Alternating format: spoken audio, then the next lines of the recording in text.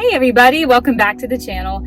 I am having another cemetery adventure today. I find myself in the Mount Olivet Cemetery in Washington, D.C. And after a recent trip to Ford's Theater with Michael, I got really curious to see where the conspirators of the President Abraham Lincoln assassination are buried. And I found out that Mary Surratt, the woman who owned the boarding house where all the clandestine meetings were held, she is buried here in Washington, D.C. in this cemetery, Mount Olivet. So I'm going to show you her grave and tell you a brief story about Mary Surratt. I want to make it clear, I am definitely not here to honor any of the co-conspirators or her involvement in this plot, but I do find the story to be one that's very fascinating. I did mean to bring flowers for her grave because I try to always show up with flowers if I'm going to any particular specific grave, especially if I'm here to make a video specifically about just one person. And I took Abra on a little walk around our neighborhood and totally forgot to pick a single flower. So unfortunately, we are here without a flower. But I do want to tell you this story. Mary Surratt was the very first woman to ever be executed by the United States federal government.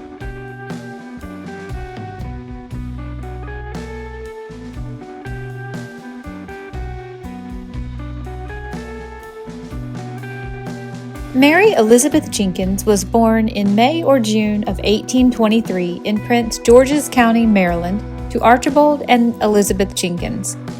Her early life was marked by the loss of her father in 1825, which altered the course of her upbringing. In 1835, she enrolled at the Academy for Young Ladies in Alexandria and converted from the Episcopal faith to Roman Catholicism, remaining devout throughout her life. At the age of 17 in 1840, she married John Harrison Surratt, an adoptive heir whose reputation was checkered.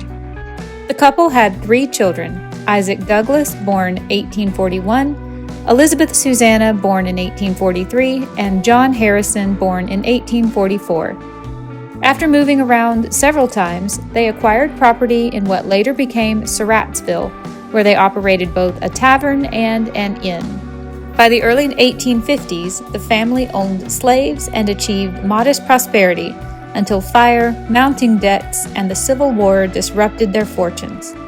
The Surratt home in southern Maryland became a safe house for the Confederate Underground, which was operating as a courier system from Richmond, Virginia to Canada.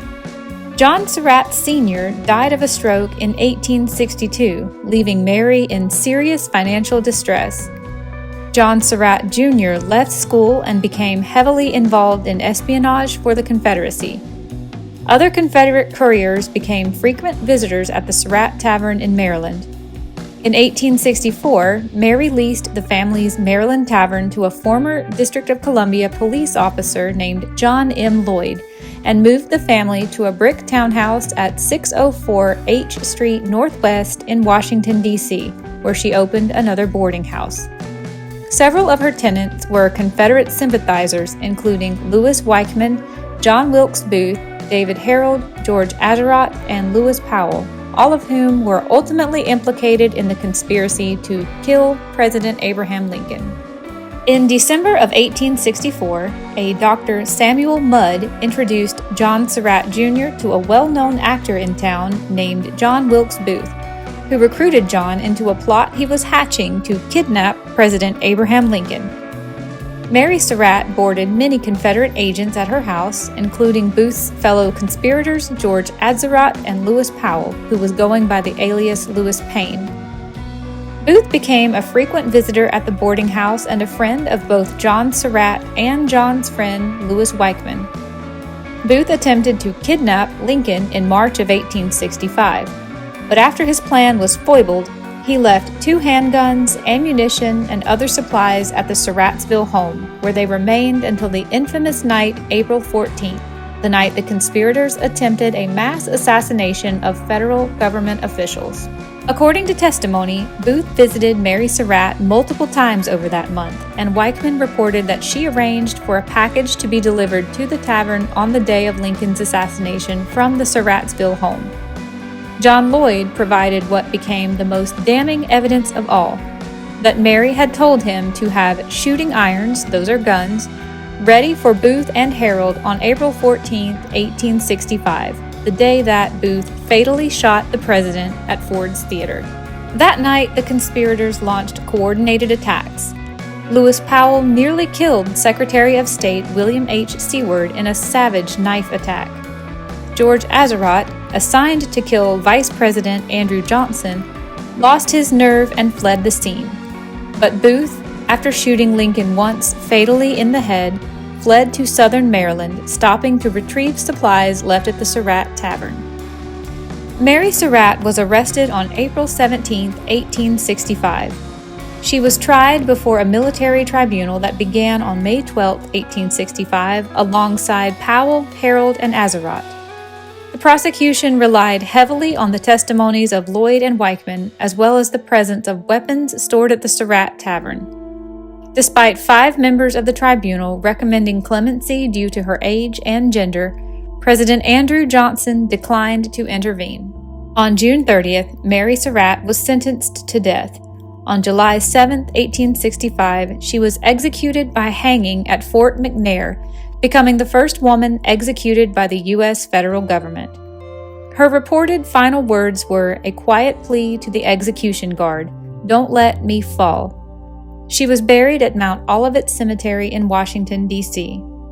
Historians remain divided over her guilt. Some contend she was aware of a plan to kidnap Lincoln, but not the assassination. Others maintain that her involvement was more direct, citing her personal coordination and tangible support. The decision to try her in a military tribunal rather than in a civilian court continues to be a subject of legal and constitutional scrutiny. Mary's family tried to preserve her legacy. The Surratt House Museum in Clinton, Maryland, once the family's home and tavern, was restored and opened to the public in 1976. The Washington, D.C. boarding house at 604 H Street Northwest was listed on the National Register of Historic Places in 2009. Mary's children lived on into the 20th century. John Jr. was captured in Egypt in 1866 and tried in a civilian court in 1867. The trial ended in a hung jury and he was never retried. He later married, became a teacher and a public lecturer, and died in 1916. Isaac served in the Confederate cavalry and died in 1907, and Mary's daughter Anna lived a quiet life and died in 1904. Mary's children Anna and Isaac are buried here in unmarked graves on either side of her. Mary Surratt's story embodies a moment of profound national upheaval where questions of loyalty, gender, due process, and justice collide. Her transformation from pious mother and widow to convicted conspirator underscores the tangled allegiances and moral ambiguities of Civil War-era America.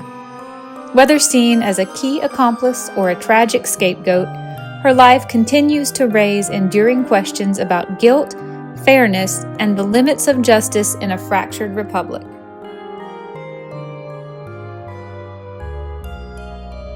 Okay, everybody, that is going to wrap up my video about Mary Surratt.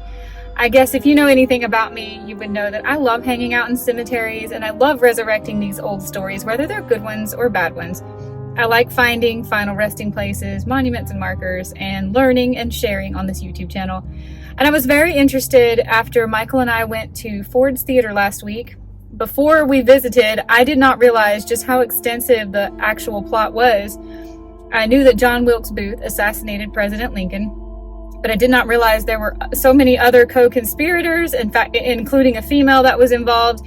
And I did not know that there were so many other politicians who were also supposed to be targeted that night. So I started looking up where they were buried.